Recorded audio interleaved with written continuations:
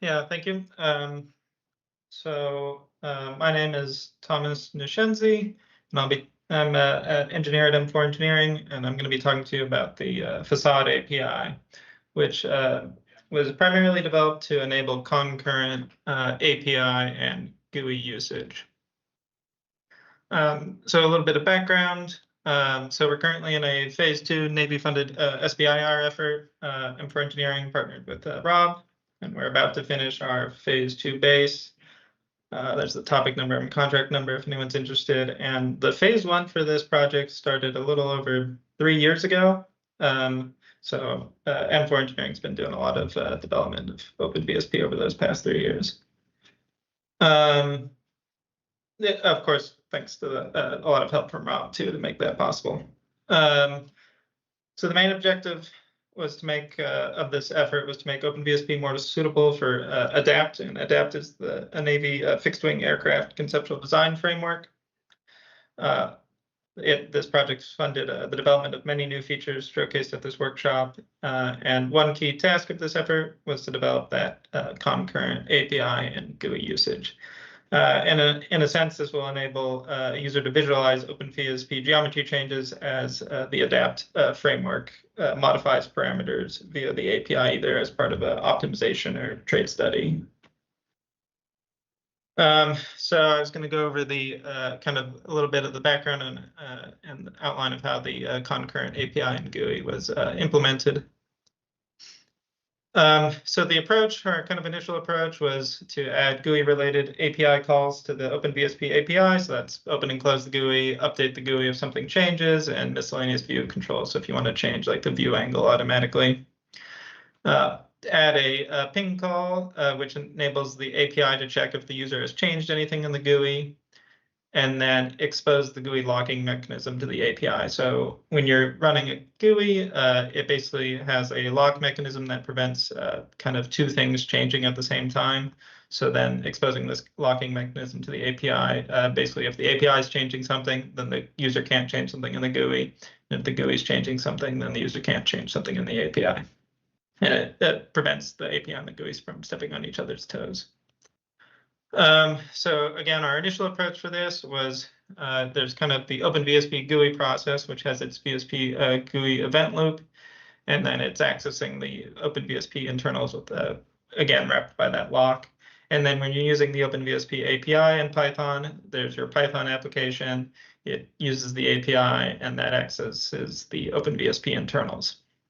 So our initial idea was just to have two threads on one process, one thread running that VSP GUI event loop, and one thread running the user's Python application or script. And then they both access the same OpenVSP internals and both go through that same lock.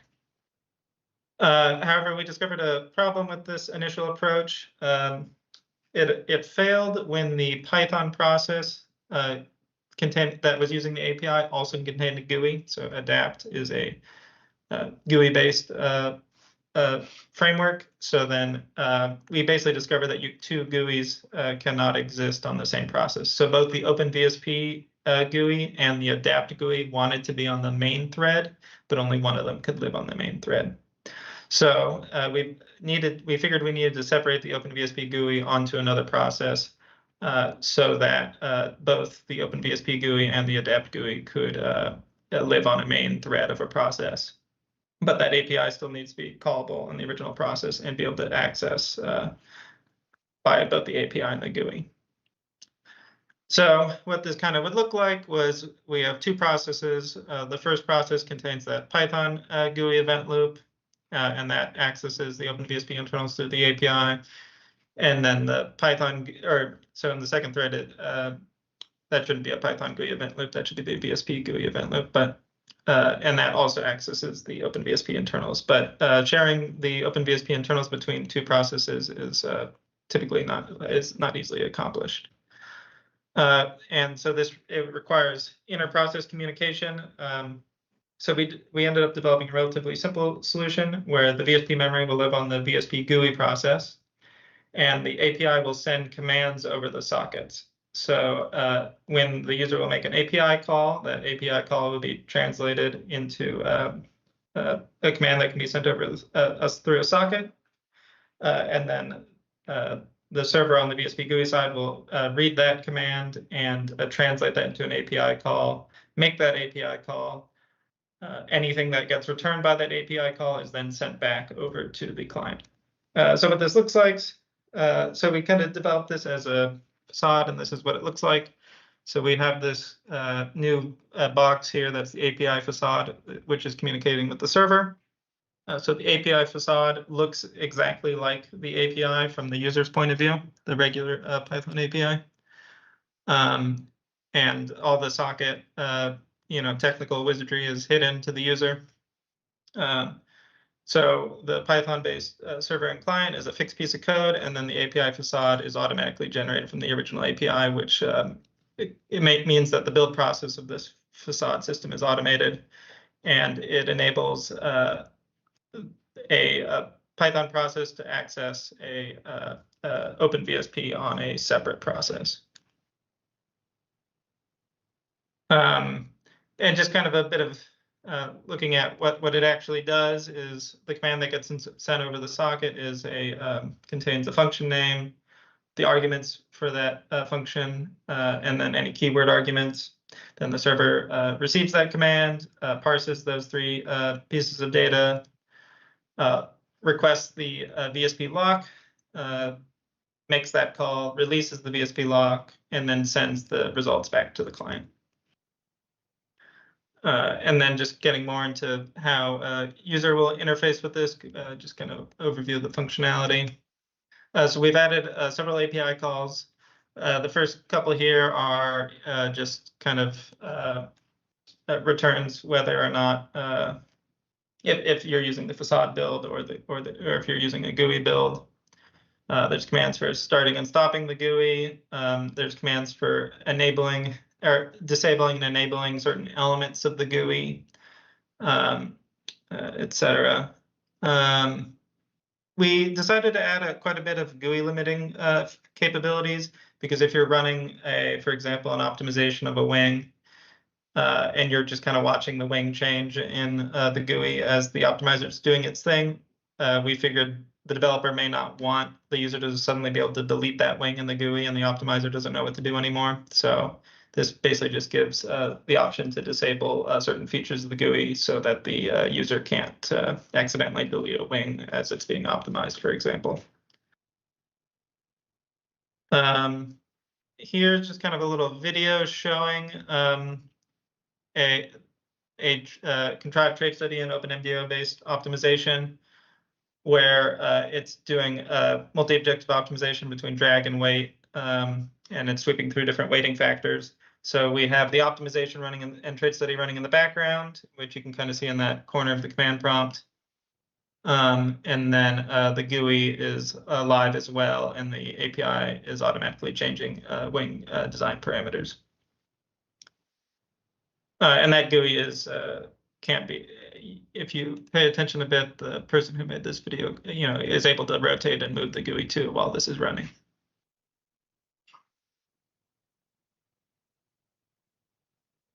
One other thing that was added was the multi-facade, which enables the user to launch multiple instances of OpenVSP. It has the ability to load, so this basically gives the user the ability to load and query separate models within the same script. So if you want like one instance of VSP to load one model and another instance of VSP to load a completely different vehicle and have them in memory at the same time, this enables that. And this is possible because the facade communicates with OpenVSP on a separate process, so the multi-facade simply communicates with multiple VSPs on multiple processes. I was going to go into some live demonstrations of this just to kind of see what using this API looks like. But I think just before I do that, I was going to do a quick plug for M4 Engineering and flash up our contact information. All right, let's see.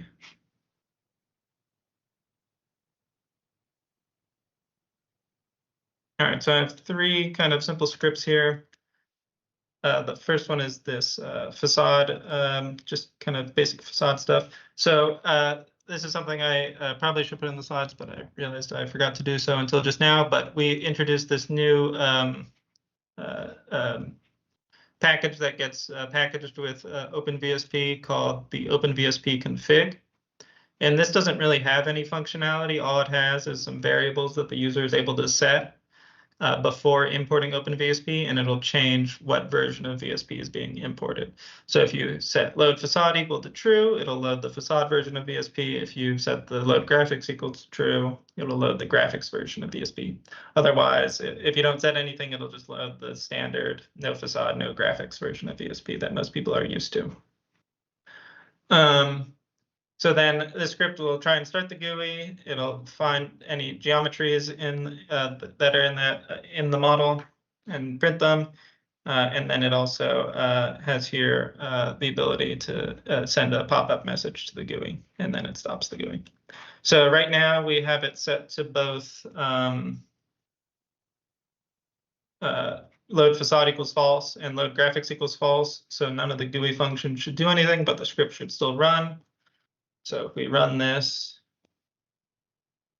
so it says it started the GUI, but nothing happens since the load graphics is equal to false. If we hit enter, it says, please enter a pop-up message. Again, since the GUI is not loaded, nothing happens. And so that was that script with both these being set to false. We set load graphics to true, but leave the load facade equals to false. This will enable the graphics version of OpenVSP, but it will not place VSP on a separate server or on a separate process and communicate it with the server. So when we run this, it launches the GUI, but the script does not continue since they're on the same thread.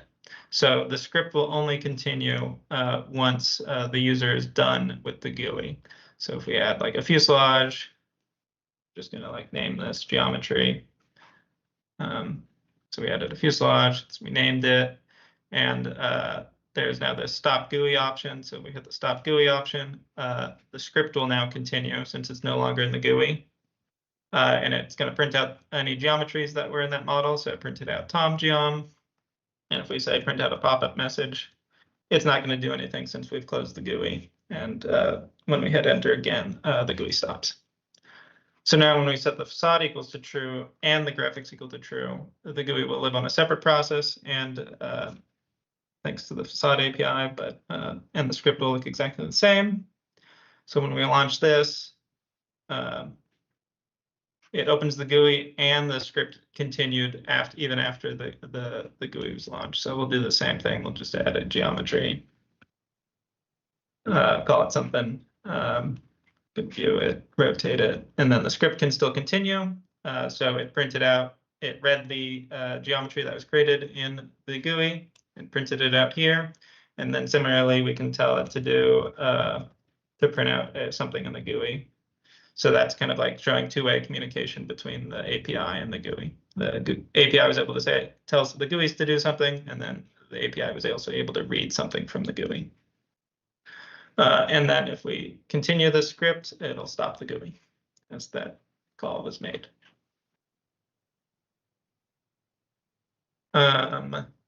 Moving on to the next quick little demo I had. This is was going to be the multi-facade.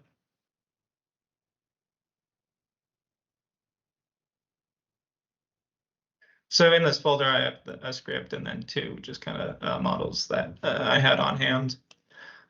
So I have this set to load multi-facade equals true and load graphics equals to true. And here I'm importing OpenVSP as multi-facade. So the multi-facade, when you import OpenVSP with this load multi-facade equals to true, the object still functions like a normal OpenVSP API object or package, so you can still make API calls. But it also has this new variable called VSP servers, and you can do multifacade.vsp servers.start VSP instance. There's also a stop VSP instance, but I'm not showing that. And so here we have VSP-A and VSP-B. And each of those uniquely operate as a separate instance of OpenVSP. So VSP-A can read a model and print the geometries, and then VSP-B can read a different model and print those geometries. So if we run this script, You can see it started several instances of the facade, and you can see that for geometry list A, it has this list of geometries, and geometry list B has this list of geometry IDs. So it's able to show have that showing that two different models are loaded in memory. And then if I hit continue here, I have it launch the GUI for both instances. So we can see that one of the instances loaded this Maxwell model, and then another instance loaded this general aviation model.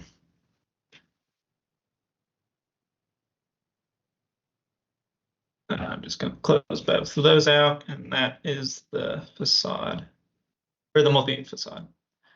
The last thing I was going to show was actually something that was, I believe, developed the day that this feature was released, which is the ability to automatically take screenshots and then using those screenshots to make an animation. So this is called OpenVSP Screen Grab. So the way this script works is, again, it uses the graphics and facade mode. It loads a model. It has some parm values that it's going to sweep through. It'll make sense when I just run it. So it loads the model, and the script says adjust view panel, enter to continue. So this is going to be the view at which the screenshots are going to be taken, and it waits for the user to adjust the view until it continues. So I'm going to set it to this 4 view and then fit all on screen. And then when I hit continue, it'll automatically sweep through parameters and take screenshots at every iteration. So hit enter. It does adjust the view slightly and then swept through, I believe, wing area. So then in the folder, it created all these screenshots. And then I have a separate script called make GIF, which just takes those screenshots and turns it into animation. When I do that, it grabs the frames from that folder and creates this file. So now we have an automated process. So if this could be, part of an optimization. So if you wanted to see how the each iteration of the optimization changed as the optimizer did its job. All right, so that was the live demos and brief presentation I wanted to give on the facade. I guess, are there any questions? I don't really have access to the chat right now. I'll keep an eye on the chat for you. There's a bit of a lag, so we'll give people some time to ask any questions. Thanks for doing that demo, Thomas. So far, the facade has, and the multi-facade in particular, have found a lot of use that I don't think we expected. We've already got people using it to launch large numbers of parallel cases from large numbers of processes, and using it in lots of different interesting ways in design studies. So this has been put to good work already by people.